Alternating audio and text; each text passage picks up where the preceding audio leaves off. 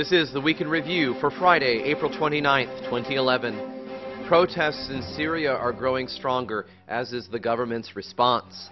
Over the past 6 weeks, more than 450 people have been killed, including 120 just last weekend. The protests seem to be reaching a tipping point, with demonstrators taking on a much more anti-regime tone despite concessions made by President Bashar al-Assad.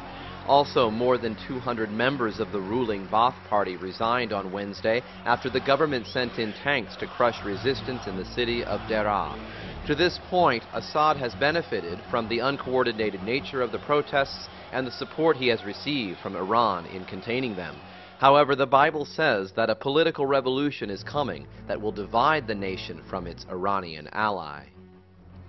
Palestinian groups Hamas and Fatah have agreed to form a unity government and to hold elections in 8 months. While relations between Fatah and Hamas have been tense since Hamas violently took over the Gaza Strip in 2007, both groups recognize that together they can achieve more in pursuing their common goals, the most important of which Hamas's political chief Khaled Mishal described 19 months ago as being to counter the Israeli enemy. Once implemented, this Palestinian unity will undoubtedly help the Palestinians push for a state and heighten the threat to Israel. Israeli Prime Minister Benjamin Netanyahu reacted by calling on Abbas to choose between peace with Israel or peace with Hamas. Events are building toward a clash between Palestinians and Jews. One noteworthy aspect of the Hamas-Fatah accord is that it was brokered by Egypt. This is one of several signs of how Egypt's new military government is transforming the country's foreign policy. Egyptian Foreign Minister Nabil al-Arabi revealed this week that Cairo was working to permanently open the border crossing between Egypt and the Hamas-controlled Gaza Strip. This is a radical change in policy since Egypt has cooperated with Israel in keeping the border closed since Hamas took control of Gaza in 2007.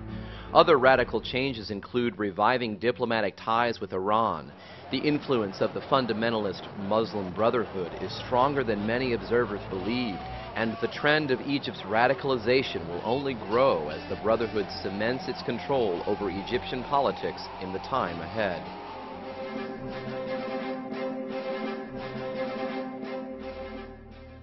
The European Union is preparing for a large-scale military operation in Libya. The United Nations says the humanitarian situation in Libya is growing worse.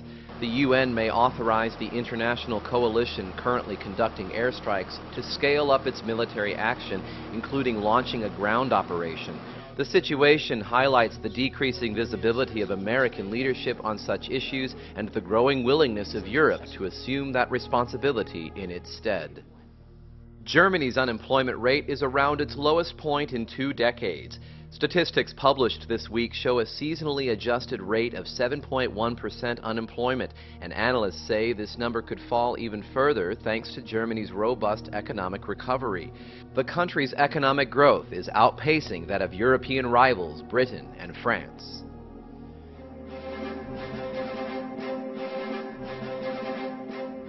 China continues to shore up its relations with its Asian neighbors.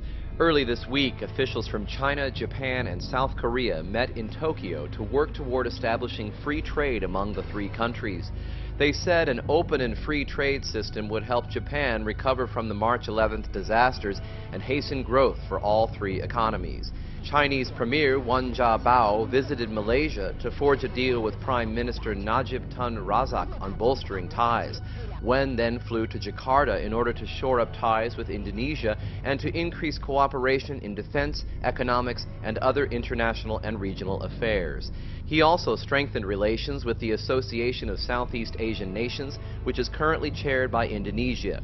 These meetings and agreements will give momentum to the biblically prophesied alliance of Asian nations. Half a century after the space race between the United States and the former Soviet Union began, China is pouring billions into its own space program. The U.S. is scaling back its program and is launching the Space Shuttle Endeavour for the last time today. Meanwhile, Beijing is finishing work on its own space station. It plans to send a man to the moon by 2025 and to launch probes to both Mars and Venus. Beijing's space program began in 1992 and has already made China the third country to launch a man into space and carried out its first spacewalk.